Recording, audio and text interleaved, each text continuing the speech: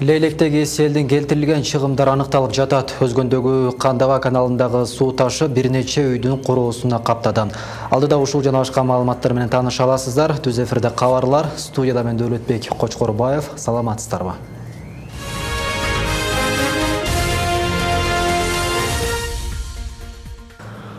13 май күнү Лейлек районунун аймагында катуу жаандан улам айрым айылдарда сел жүрүп, бир топ зыян тийгизген. Учурда Кулунда айыл аймагына жеткирүүчү кыян жууп кеткен көпүрөлөрдү айланып өтүүчү отурумдук жол калыбына келтирилип жатат.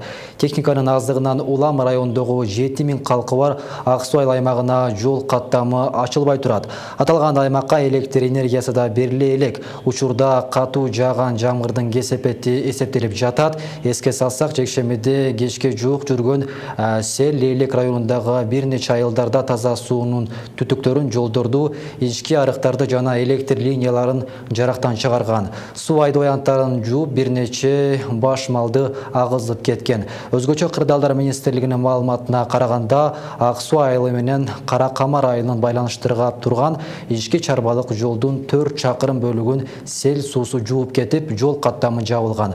Ак Суу айылынан 7 бодо малды жана 2 электр мамышасын сел агызган. Премьер-министр Мухаммедкалый Абылгазиев Баткен облусунун Лейлек районундагы селдин кесепеттерин жоюуга байланыштуу кеңешме өткөрдү. Өкмөт башчыга жабыркаган үйлөрдү, социалдык объектилерди жана чарбалык маанидеги имараттарды калыбына келтирүү боюнча жүргүзүлүп жаткан иштер тууралуу маалымат берилди. Өзгөчө Кырдаалдар министрлигинин орун басары Калыс Ахматовдун маалыматына ылайык, Лейлек районунун 5 калктуу пунктунда 11 турак-жай жана 14 социалдык объект зыян тарткан. Ал эми автоунаа 4 көпүрөнү сел алып кетиши мүмкүн болуп турат. Ушул тапта бардык зарыл техника жыйналып, министрликтин жана жергиликтүү калктан кеминде 200 адам ишке тартылган. Жабыркаган аймактарда электр жарыгын кошуу, жолдорду тазалоо, ошондой эле ичүүчү суу менен камсыз кылуу иштери жүргүзүлүүдө. Премьер-министр Мухаммедкалый Абылгазиев калыбына келтирүү иштерин ыкчам аткарууну, ошондой эле алдын алуу жана өзгөчө кырдаалдардын келип чыгышынан калкты коргоо жагынан чара көрүүнү тапшырды.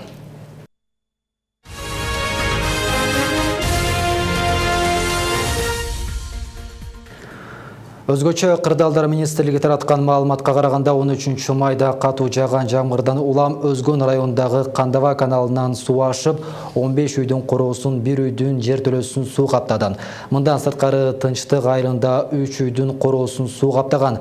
Кырсыктын кесепеттерин жою иштерин өзгөчө Кырдаалдар министрдин Өзгөн райондук бөлүмү, райондук жарандык коргонуу комиссиясы, бир жүктөгүч өрт куткаруучу бөлүмүнөн 3 куткаруучу тартылган. Ушул эле күнү Ош облусунун Карагулжа районундагы Актурпак каналынан суу ашып, 12 үйдүн короо сарайына жана бир үйдүн полуна чейин суу кирген. Окуя болгон жерде өзгөчө Кырдаалдар министрдин Карагулжа райондук бөлүмү жана жарандык коргонуу комиссиясы иш алып барууда. Селдин кесепеттери эсептелип жатат. Премьер-министр Сооронбай Жээнбеков Орусиянын Сочи шаарына барды. Бул тууралуу мамлекет башчысынын маалымат катчысы билдирди. Жээнбековду Сочи шаарынын мэри Анатолий Пахомов, Тышкы иштер министрлигинин мамлекеттик протоколунун департаментинин башчысы Игорь Багдашов жана Кыргызстандын Орусиядагы атайын жана ыйгарым укуктуу элчиси Болот Отунбаев тосуп алышты. Жогорку Евразиялык экономикалык кеңештин жыйынында биримдиктин алкагында соода-экономикалык өзү ара аракеттешүүнүн актуалдуу маселелери, ошондой эле эл аралык кызматташуу жана Евразиялык мейкиндикте мындан ары интеграциялоо маселелери талкууланат. Ошондой эле президент Сооронбай Жээнбеков, өлкө башчысы Владимир Путин, Армениянын премьер-министри Никол Пашинян менен эки тараптуу жолугушууларды өткөрүү пландалууда.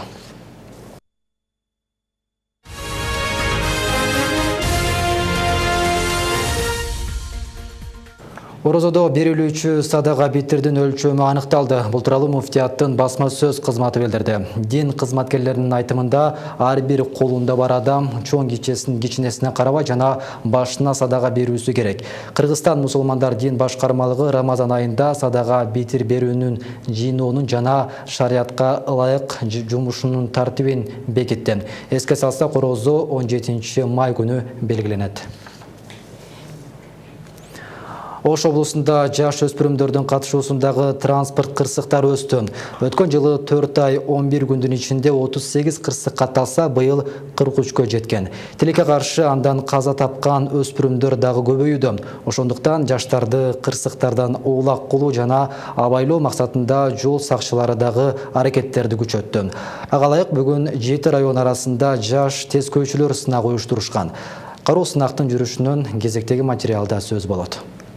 Бул сүрөттөгү кырсык ушул айдын башында катталып, андан 10 жаштагы бала каза тапкан. Тактап айтканда, Алай районунан Ошту көздөй мал жанды кайтарып келе жаткан өспүрүмдү катуу ылдамдыкта келе жаткан автоунаа сүзгөн. Ушул сыяктуу жаш өспүрүмдөрдүн катышуусунда бул жылы 43 кырсык катталды. Анын 42синде балдар жабыркаган болсо, биринде 15 жаштагы бала рухсатсыз унаа башкарып аварияга кабылган. 2003-жылы туулган жаш өспүрүм кыз үйүнүн атасын автоунаасын сурабай чыгып, ушул Алай районунда көчөлөрдүн биринде ушул 5 жашар жаш өспүрүмдү койдуруп кеткен да, жыйынтыгында каза болуп калды. Ал боюнча азыр эми териштүү иштер жүрүп атат. Кылмыш ишин козгоо боюнча Алай райондук иштер бөлүмүнүн тергөө бөлүмү тарабынан текшерүү иштери жүрүп атат.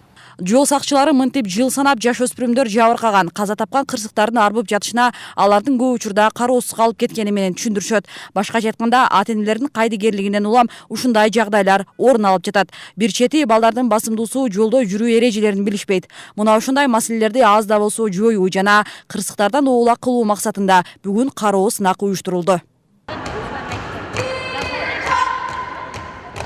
Сынак 7 район арасындагы мектеп окуучуларынан түзүлгөн жаш тескөөчүлөр арасында өткөрүлдү. Мында жолдон өтүү эрежелери, жол белгилерин айырмалап билүү сыяктуу 5 тапшырма боюнча атсалышты. Эң негизгиси, эми жаш тескөөчүлөр ушул үйрөнүп өздөштүргөндөрүн башкаларга дагы жайылышат. Мектептерде өз ар кандай иш-чаралар болот да. Ошо иш-чараларда ошол мектептерде бардык окуучулардын алдында жол эрежесин кандай сакташ керек, кайсы убакытта өтүш керек, светофордо кантип өтүш керек, анан кийин ошо жол кыймына тиешелүү болгон бардык мындай эрежелерди ошолорго окуучуларга көрсөтүп берет. Кароо сынактагы баалоонун жыйынтыгы менен Ноокат районунан келген жаш тескөөчүлөр биринчиликти багындырышты. Эми алар Борбор калаада 18 майдан 22 майга чейин өтүүчү республикалык сынакка катышат.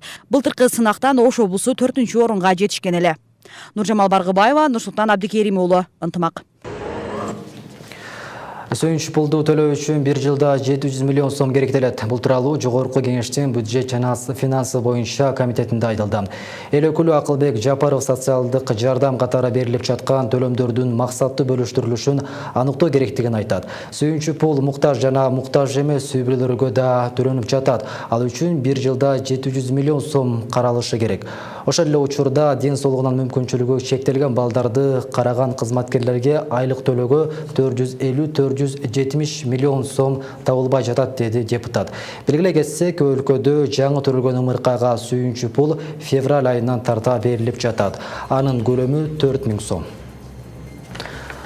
Мына ушундай кабарлар программабызды жыйынтыктайт. Дагы башка жаңылыктарды сиздер толугураак Ынтымак ЧК сайтына таанышсаңыздар болот.